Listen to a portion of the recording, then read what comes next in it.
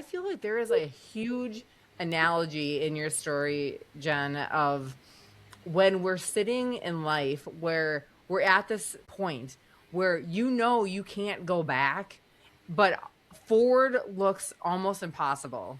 Yeah. What do we do in that scenario, whether it's in leadership, in our relationship with our own families or kids? There is a leadership lesson here. Welcome to Lead Like a Girl, where we are empowering everyday women through our stories. I'm your host, Jessica Smith, and I began this journey by sharing my life story. Now, I've joined forces with my longtime friends, Jamie and Corlin, to keep this party going. We met many years ago as young sales girls in our 20s, driven and quickly rising to the top of our industry. As the years went on, life happened, and we all found ourselves in new companies and completely different industries, still striving for success in it all. Career, family, faith, fun. Now, it wasn't easy, but we never stopped moving. Get ready for our real conversations, inspiring stories, and our big life lessons as we share it all. The good, the bad, and the funny. Welcome to Lead Like a Girl. You went too far. Hello, hello, hello. And welcome to another episode of Lead Like a Girl. Yeah, this has been a fun experience, the first 15 minutes of this one. Hi, guys. I do feel like we press record probably 15 minutes too late. And there's that happy medium of like, do our listeners want to listen to all the chaos that happens before we get started? Or is it just like, there's a couple Well, then they better be episodes, if you go prepared to back, hear an F-bomb. There's a few Easter eggs in a few episodes where I put all of our bloopers at the end. So if you listen all the way to the end, there's some outtakes and some crazy train that I think some people know about and some people have missed probably. I love the banter at the beginning. I love how half of these episodes start with us laughing because no one knows what we're talking about before. And then we just start, you press record and we're all just like, it's great. Come in with good energy. I love it. Okay. So this episode, I'm so excited because it's my work bestie and Jen is here with us today. And we're going to talk about some things. We're going to talk about preparing for a goal. And, that's right. Yeah. Preparing for something that you didn't expect, and then something that you did expect, right? Have you ever prepped for something and then not accomplished it? And then have you ever prepped for something and then accomplished it? And tell me both those stories. So go for it. I know. I'll start with there's been a lot of things I've prepped for and not accomplished, right? Not for lack of trying, but the main one was my first attempt to summit Mount Kilimanjaro. Made it to base camp, and we can talk about that as we go along, but did not summit for multiple reasons. And then let's see, things that I have worked towards. I once had a weight loss goal, worked towards that, and found by reading different things, my way to get there. So that was a success. Also, in this sales role, just it was something that I never ever imagined that I would do growing up shy. Never imagined in my life that I would end up, selling buildings to strangers. So that one is my biggest accomplishment so far. Still working on it. I have to tell you, Corlin made me run a half marathon, so I'm gonna make her because that was a goal that I did not have at all in my mind, and you made me do that. How about you? Did you love it though? No. And I feel like made you as a little bit of a stretch of the situation. Like 4 miles in, my knee started to hurt, and I was like, "Oh, this is gonna suck." And it totally did. But you did beat me, so we'll have to do it again. I mean, in by finishing the person with the broken leg, finishing before her, I don't know if that's considered like an actual W. Nothing that I'm personally celebrating is that we both finished. We finished together. Yeah. Okay, so what did you prepare for that you didn't get? What did you prepare for that you did get? Corey, you take one and I'll take the other. Okay, go. I'll You take go. whichever one you don't want. You go ahead. Go. I'll just think on the fly. Okay, so this is just the one that sticks out the most in terms of, so I had a goal to work at a very specific part of the organization, doing a very specific job, and very confident. I did everything that I could do in terms of like networking and doing all that stuff. And I went for the role, I think it was 7 times, and did not make it. So that was a goal that I did not achieve. Jen, you went the route of like straight to like not summiting a mountain, which is a huge goal, running a marathon, getting this big job. I think my head was going towards, I remember when I first started really trying to cook well and I decided that I was going to take on Thanksgiving dinner. What? I know, right? And Like the whole dinner.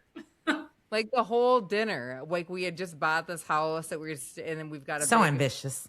I know, right? Like I remember prepping, like just saying, yeah, hey, I'm gonna do this. Like how, like kind of how hard can it be?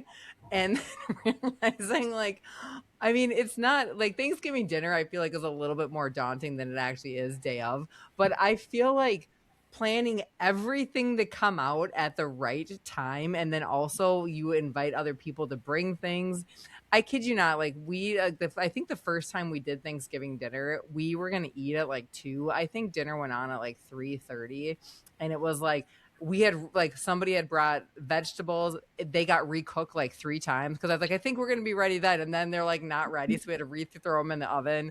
The turkey was not done in the middle. That was like the worst thing. It was like I was like at 2 o'clock, I come out and the turkey is like raw in the middle. We started cooking it because it I don't know, like it was just, so this is like raising your hand and like totally failing. But the highlight of everything is we had my mom's pumpkin pies, which were like made up for every single thing. Like the whole rest of the meal was but you end a meal with my mom's homemade pumpkin pies with like whipped cream and everything, and it was like, so there was like a little bit of a half fail, half succeeded, but it was great. Good memories. I love that. I love you chose like the most, like the hardest meal Right. The most important meal of the year. I know. It's like, I mean, why not? Like go big, go home, right? Dinner? Right. I go. Like, what are you doing? Like, try Easter. Just make a ham. Like, all you have to do is warm it up. Or Sunday dinner. Yeah. Just make just a like cereal. Just do jump in. Just jump in full force. That's great. I love that. Thank you guys so much for those stories. So I asked Jen to come on here because I'm going to give you a little bit of background. When I first started at my company, I had not met Jen yet. And her reputation preceded her because they're like, oh my gosh, she's not here this week because she's climbing this mountain in Africa. Like and I was just, oh my gosh. So I had never met her. I was so impressed already before that. And anyway, I wanted to bring her in here to just tell her story because Jen, we work together. She's very, very smart. She's very technical. And she's like the technical side, and then I'm like the sales side. So we're like the perfect combo. Yin yang. Yes, we could be the same person. But the thought behind why did you want to climb this mountain? What did you have to do for training? What was going through your head the first time? And then we're going to follow this up with like what's going through your head now. So she's going to climb it again now. So Jen, can you just walk us through what the heck was going on in your head? Yeah. When did you actually lose your mind? Yeah. I still wonder. I don't really know what exactly started it all. No, I don't know anybody that does this. So originally, when I lived in Illinois, it's cornfields. Like I wasn't thinking mountains.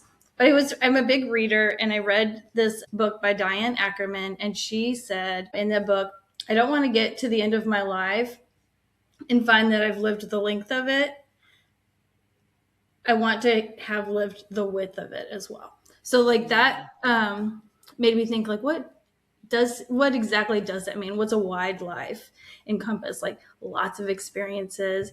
I want to be in my 80s in a rocking chair and have like so many stories to tell my grandkids, or and no regrets, right? Like I don't want to say I wish that I would have climbed a mountain and I didn't try.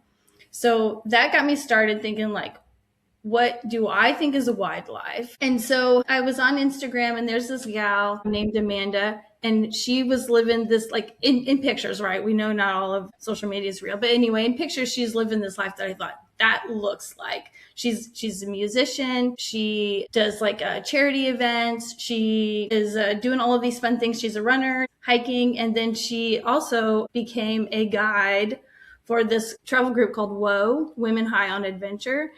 And so I watched her, and then she climbed this mountain Kilimanjaro, and I'm like, what is Kilimanjaro? And I watched her train for it, and I thought, I wonder if that's something that I might like to do. And I'd already climbed Machu Picchu, which is a smaller mountain. It's not one of the summits, but it's like a starter mountain, right? So I was like, well, I did that one, and I did fine on that. So maybe I could do something like this. So I watched her for about a year. She went up this mountain a few times guiding just women. It's a women's only group. And then I just signed up for it, like spur of the moment, like I'm just going to do it. I don't know anything about it. And when you say signed up for it, are you saying like there was this group that was going to do it on this date and time, and you're like, I'm going to join them? Yeah. So this Women's High on Adventure group, WHO, is a travel group.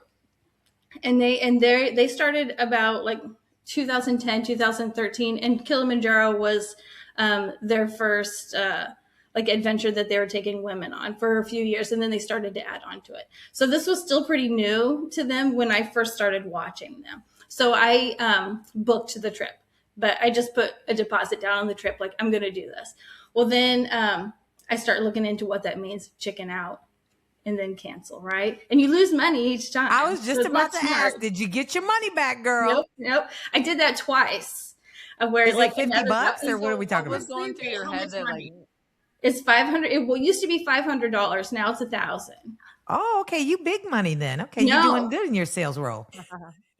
Well, it wasn't a smart decision to be like, I'm going to do it. And then like, oh, I'm too scared now, to back out. That, like what was happening in your soul to like, you wanted to do it, but then what was happening during that period of time when you changed your mind? Well, I didn't know how to begin, right? Like I didn't know anybody that was doing, I was hiking, doing solo hikes myself, but in Illinois where there's just river bluffs, right? There's no hills. So I'm like, how do I, and I'd never backpacked in my life. I didn't even own a backpack. So I thought, ooh, what have I done? I was impulsive, booked this trip, and I don't know anything about gear. I don't know anything about flying to Africa. I don't know anybody that would be part of this group. So I just, and then another thing, I have 2 sons. So another thing is guilt, right? Like you're going to spend all this money on yourself and not take your boys on a trip, even though I was taking them to the lake pretty regularly. But so there's a lot of things. And then I talked myself out of it. So I did that. I think that's something that like people do all across the board. So that is not unique to you, Jen. But I also think that that's something that women do a lot is that we are our best salespeople, plus or minus, right? In favor or against whatever it is that we did, what we're going to do. And I think that, man, that is something that, to your point, I mean, obviously that there's a light at the end of the tunnel here. Like there's a light and there's a silver lining at the end of your story. But man, I think of all the times in our life and like that we miss out on things because we're like a little bit scared, a little bit intimidated by whatever it is that we want to do. And then we fill it in with like, well, I didn't really think about these 12 things, which I didn't really need to, but we just let it go and let it dictate us and like walk us back from whatever adventure it is that we want to have. Yeah. It's Well, and true. also I was gonna say, like, like you said, I could have spent money on me and my boys going on a trip or something. Like, Yeah. we also don't spend money on ourselves, right? Like, Right. Yeah, that's we're true. just adventure, but we're like, but should I spend that money on me just enjoying something, or should I spend that money on like me and my kids enjoying something? Right. Like Yeah. Because that's selfish. Yeah, that's how I felt. Mm-hmm. Yep. So eventually I ended up moving to Kentucky.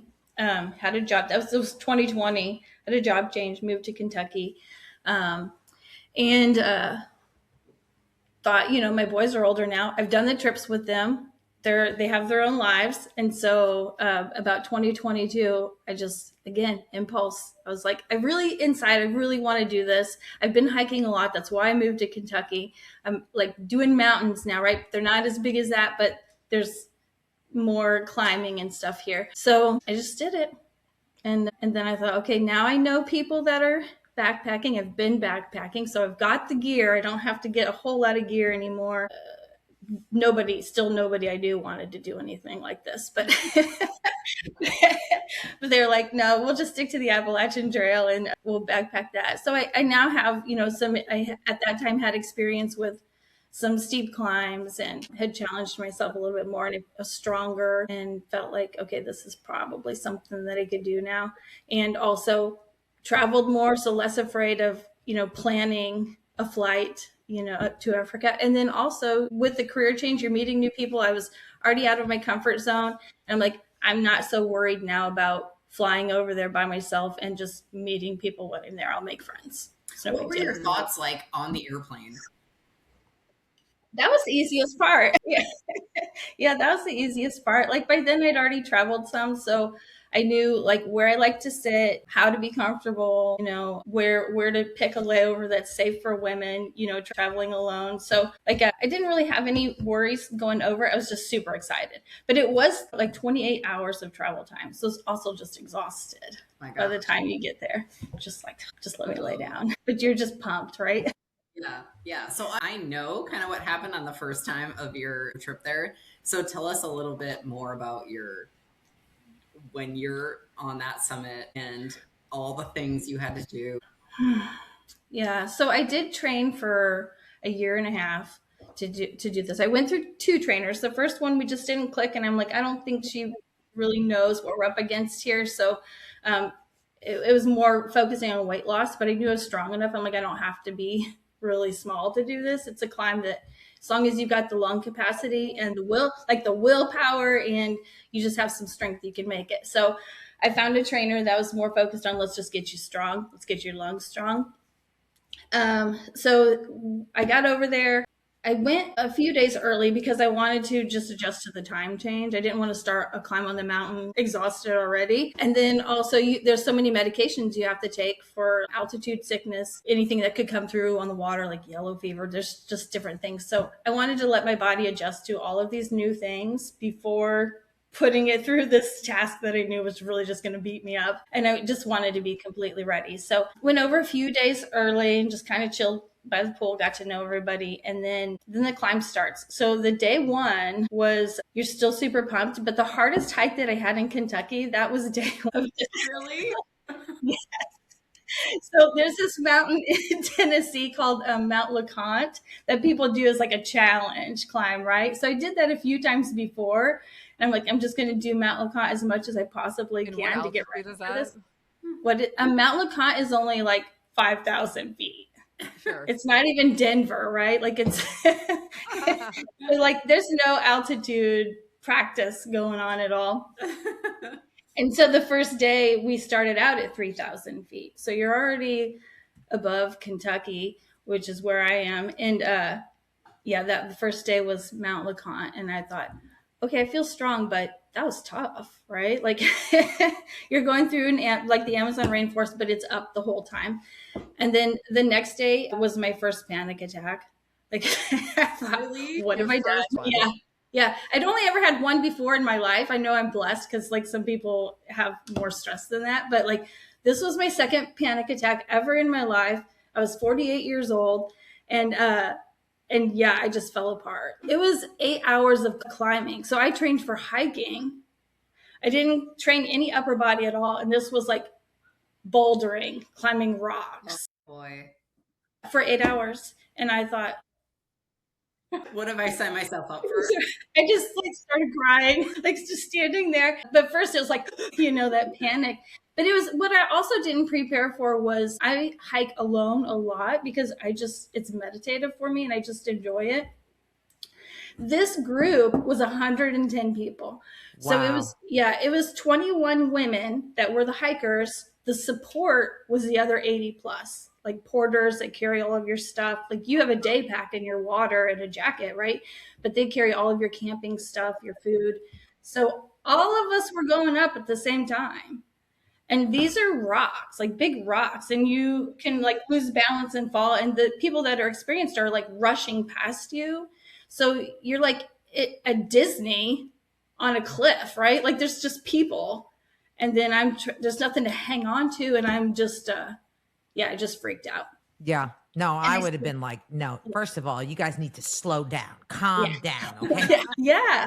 So luckily there's one of the gals, they call them gals, they're group leads with Women High on Adventure. So you get 2 of those. I loved her. Her name's Alyssa, which is wild because that's the company she works for also. But she is amazing. And she treks, the Antarctic. She wanted to be the first woman to go across, do a solo trek across the Antarctic. And, I think she's still working on that. But anyway, she's also a psychologist. So she seen me panicking, pulled me aside and was like, focus on this one thing, deep breaths, like got me calmed down. Oh, anyway, awesome. The second day, finally get to camp. And I'm like, I don't know what I've done. Like I still have 5 days. I don't know what we're tent camping. Is it like, it's like 7 days, right? Or 7 to 10? Yeah. It's 5 days up, 2 days down. Okay. So yeah, the second day at the top, they just push you down and you just roll for like, and it saves you a few days. Like you're just like skiing down on these rocks. But yeah, so the second day was really hard for me. It was a lot of adjusting to the crowd, the altitude, because you're going up, you're just getting higher. And then also a lot of like mind games with myself, like I was like, I'm not prepared for this. I'm exhausted already. What was I thinking? Like there was just so much going through my mind. And then the third day, I quit. But you can't quit. I was just going to ask, how does that work? It's not an option. But I quit mentally. It's like I cried. And so also like each woman gets a personal companion that's Tanzanian. And mine was Miriam. And I think, it was just by the grace of God that she was my person, because before I went there, I was worried about being the last person, being the slowest. At this point, I didn't care anymore. Now, like my goal has changed. I just want to make it to the top of this mountain.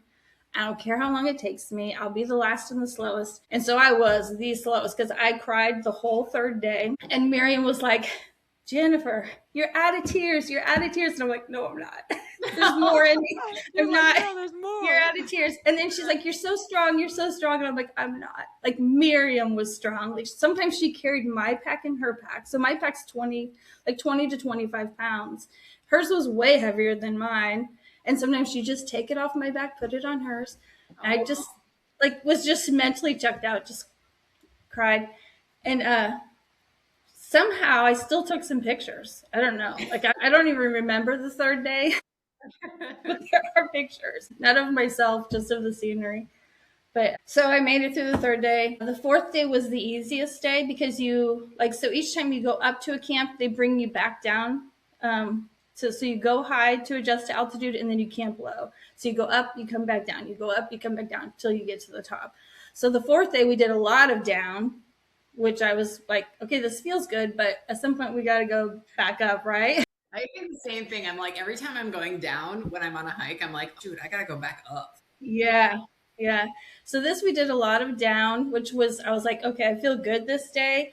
Because the third day I wanted to quit and they were like, you can't quit. There's no option for quitting. You can go forward or you can go back, but it's the same amount of time and it's the same difficulty, right? So they're like, just hang in there. Almost everybody wants to quit on the third day. Tomorrow will be better. And I'm like, okay, what, whatever. Whatever. Just gonna put one foot in front of the other. Yeah, don't talk to me. It was the highest that I had ever been so far because that third day was the same elevation as the highest part on Machu Picchu. So like I'd never been higher than that. So they were saying it's just the altitude. You're just not used to it. It's making you uncomfortable. It gives you a headache. It makes you feel sick. And you're just like slogging around. You feel so heavy. And then the fourth day was the easiest day. So they were right about that. And it was also fun because it was more climbing, but it wasn't boulders. It was this wall they call the Barranco Wall, and it's just like a big lava rock wall.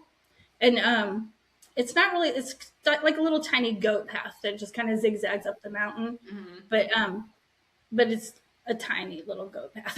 So if you're afraid of heights, not the best, but I'm not afraid of heights. So that was an easy day for me. Then the fifth day was lots of tears again. It was just like straight up again, crying. And then it was also like I was able to use my trekking poles for balance. So you're not on the side of a cliff edge anymore. You're just going straight up, but it's scree. It's just like loose rock. So you lose your footing a lot. And so that last day of going up, I was just exhausted, just trying to stay upright, like you're hiking through sand. And then there's this like sheet of rock with like no path or anything on it.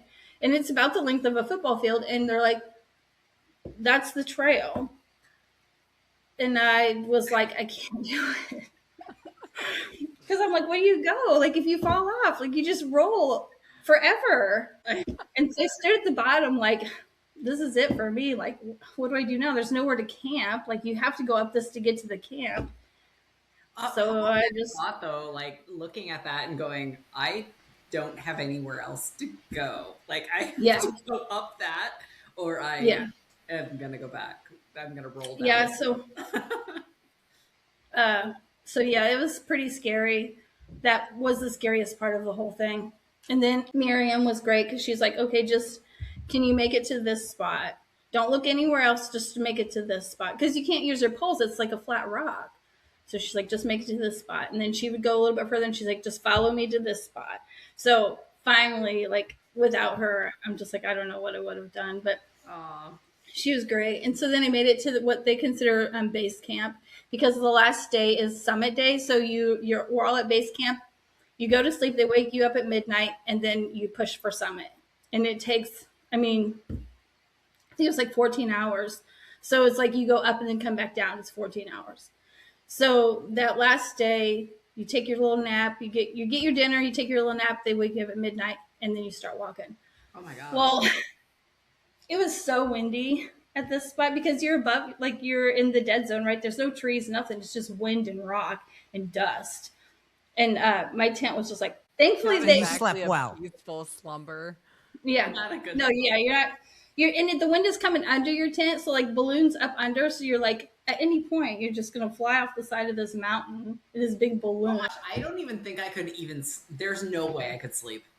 Yeah, no, it was the wildest night ever. But I did get up at midnight, put on all my gear. Well, I should have trusted myself, because there's been plenty of times where I've camped in cold weather, like below 20 degrees, to test out everything.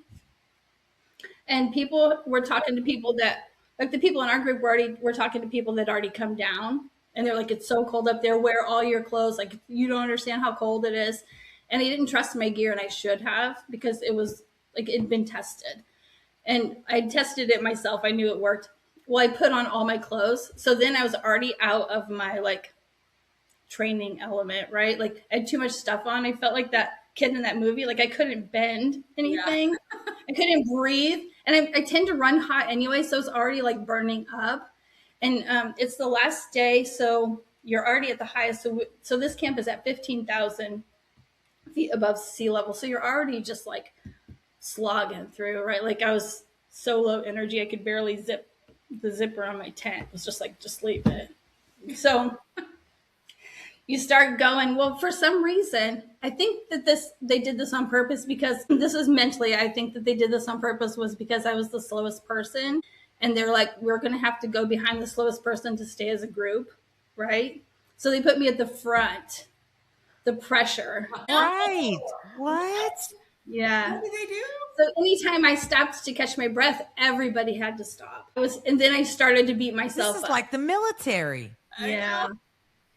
I started to beat myself up. So there's like 20 women behind me. Well, 18 because 2 girls had already had to go back down at this point for emergencies. I forgot about that. So like they put me at the front and then I just started to beat myself up. So I'm tired and now I've got all this pressure of like being the first one and setting the pace and I already know that I'm the slowest.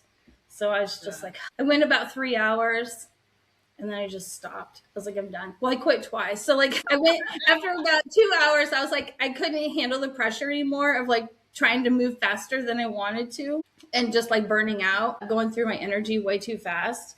And I was hot and they kept trying to zip me up and I'm like, I'm hot.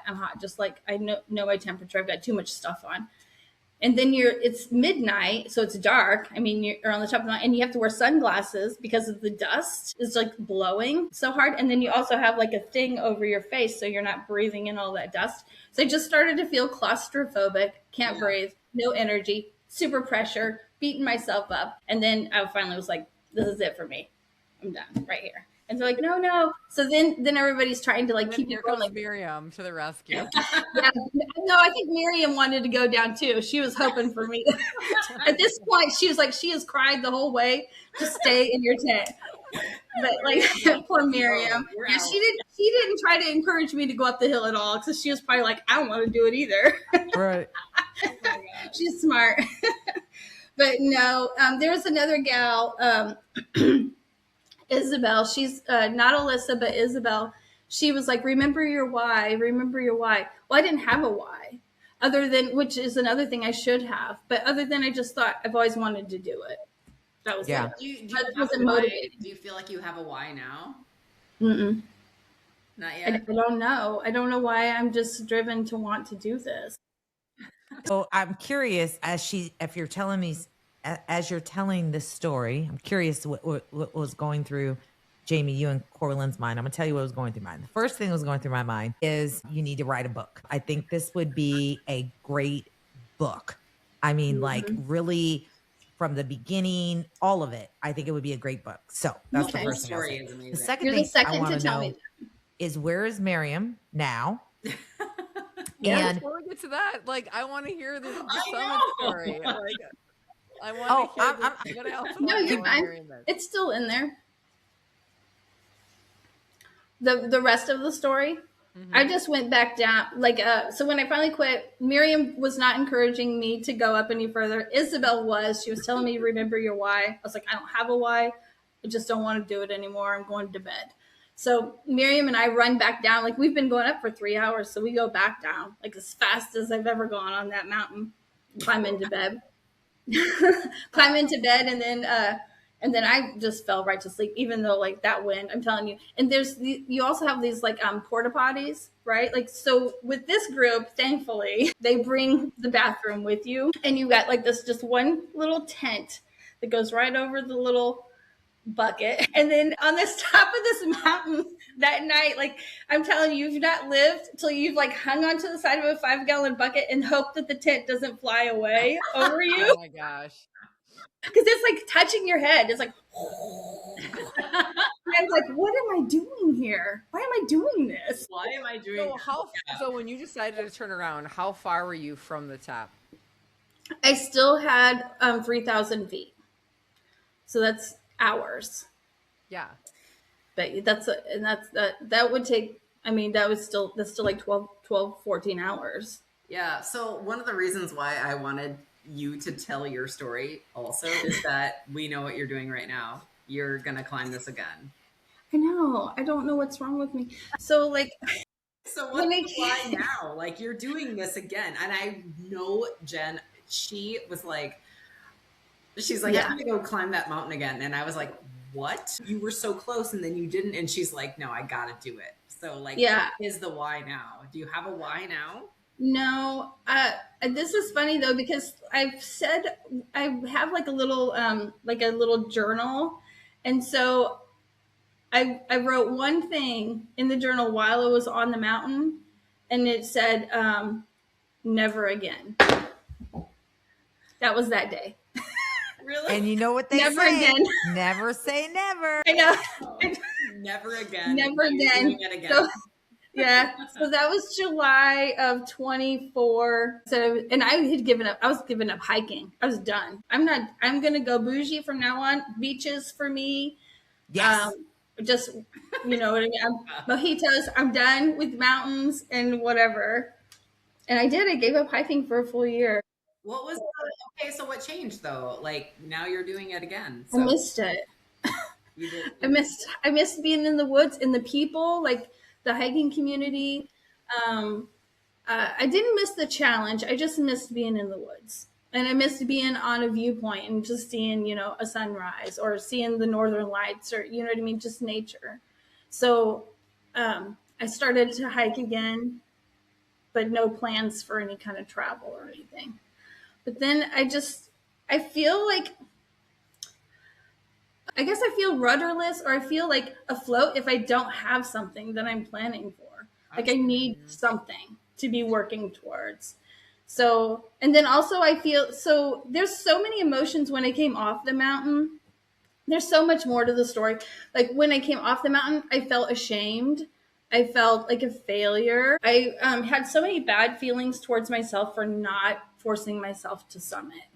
And I beat myself up about it for a good year. I didn't even come when I came home. I didn't even want to talk about the trip. Like I was there for 2 weeks. I didn't want to talk about any of it. Didn't share pictures. Like nothing. Like I'm just. It happened, and maybe someday I'll be proud of this. But it took a good year for me to be like, you know what? You still don't know anybody other than the women that you've met. You still don't know anybody that's even tried that. I don't know anybody that's gone to 17,000 feet. You know. And so I'm like, you went across the like world by yourself. Like I don't know people that do that. So I started to look at those kind of things. So maybe I didn't summit, but I did accomplish a lot more. I feel Absolutely. Yeah. I mean, Jessica, like, go ahead, but I was just gonna say 17,000 feet. Corlin, what did I went 7,000 feet, 14,000. I don't go to the movies by myself. You're talking about I'm not having lunch by myself. Girl. No, I can resonate though with that. Like when I was in Denver, so some of my family live in the Denver area, and we were out there for family vacation in the summer. And when we were going, the like all the cousins and the one of the uncles that lived there, they were talking about like, oh, we're gonna go climb this mountain. We're gonna go climb a 14er, right? Yeah. And so everyone's talking about it, but it wasn't really a for sure plan. Well, then the day before, everyone was okay. Well, we're gonna go. Like everyone's ready. We're gonna go tomorrow. The plan is to leave at 4:00 in the morning. Coraline, are you in?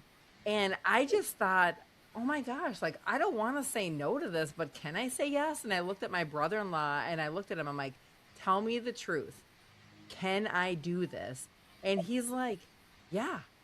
Yeah, you can do this. So on his word, he said I could do it because I had the same thought. I was like, I just did not want to be a part of the leg wag. And there's no way, like once I'm going, like I'm not going to turn around. Like this is like we're going up this thing. Well, probably I had a friend of ours that was traveling with us, and I like probably like a third halfway up the mountain. I'm feeling good. Well, I'm thinking we're close to the top, and we get over this hill, and we're not even, I feel like we're like just halfway. It's not even, we're not even close. And I'm like, we're going up there.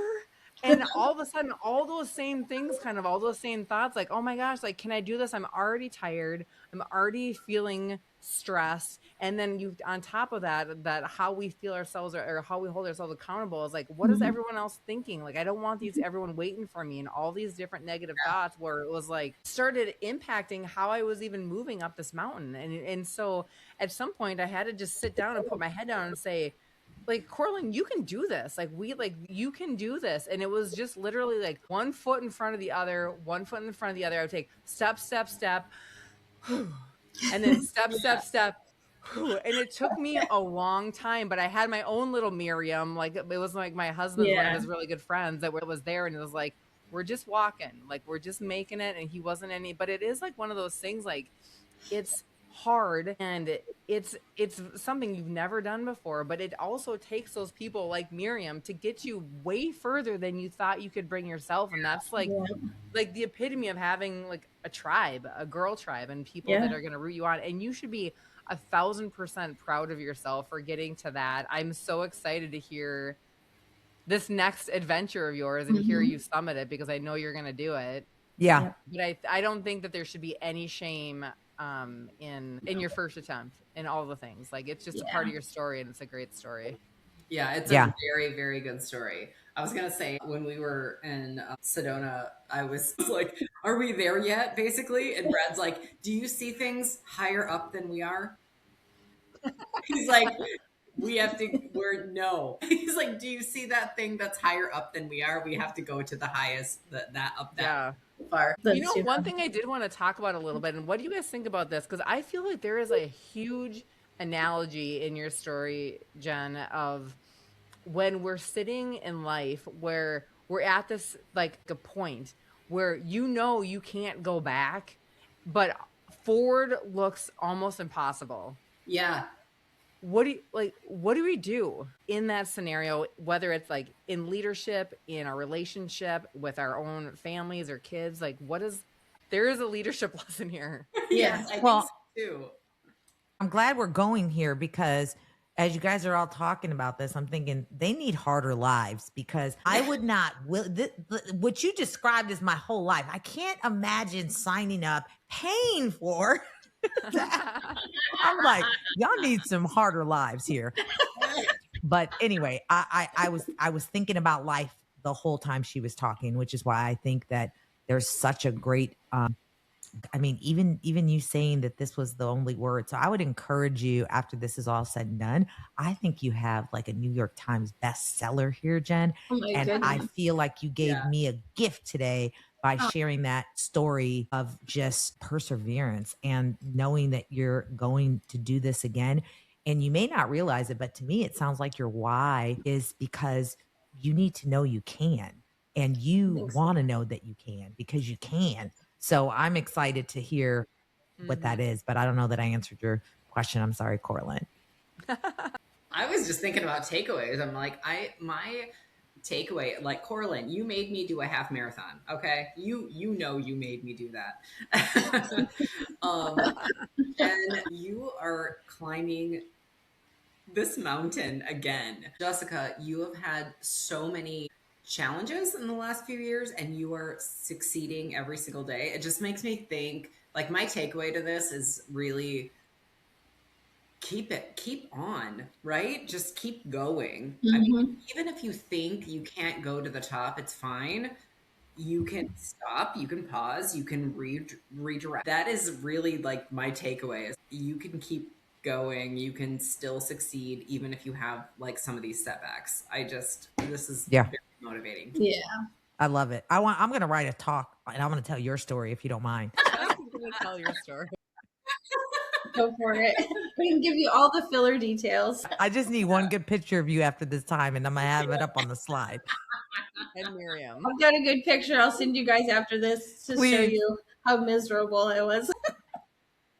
Jen just cried. Yeah. I was out of hydration at that point. Yeah, I would add to that I think my takeaway for this is you mentioned it really early on in the conversation, but this whole idea of living a wide life is Yeah. something I think all of us need to hear because there is a limit in however much life we live. If we live to be 100 years old or not, there is a limit, and do the thing, like pick the hard route, do the challenge, pick the adventure, because you're not going to have sometimes another chance to be able to do that. And if you Right. have the resources and the capability and just a little bit of crazy, like Yeah. pick the wide life. I was thinking Yeah. that too. Thank you, Corlin. I was like, she a little special type of crazy too. I Yep. like that. I think it takes it. It takes it. Then what is your takeaway? And I want to hear your best pep talk for yourself on coming up on your new adventure. Oh, on my new well, I like how Jessica said, maybe your why is just to show that you can. Like I know I can. I know now all the reasons why I didn't. Like I've gone through and evaluated, like there was so many new things. It was the crowd, it was maybe that it was all women. Sometimes if you're in a group with men, which we work with a lot of men, you push a little harder because you're like, I'm gonna show you. Yeah. So yeah. That? Yeah, so there's that. The mental, I've been working on like mental strength, stop doubting yourself, don't doubt your gear. You've trained for this kind of thing. So there's a lot of things that I'm training for now that's not just physical. That I realize now this mountain is a mental challenge for me. So I mean, it's hard. It's hard physically, but my body clearly could do it. I was one foot in front of the other. I had it in me.